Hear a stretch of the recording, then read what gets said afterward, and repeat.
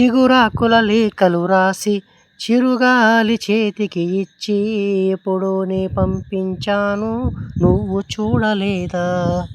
నా మనసే పడవగా చేసి కలలన్నీ అలలుగా చేసి ఎప్పుడో నే పంపించాను నిన్ను చేరలేదా. చెప్పాలని అనిపిస్తున్నా నా ఎదుటే నువ్వు కూర్చున్నా మనసులోని మాట నీకు చెప్పలేకపోతున్నా.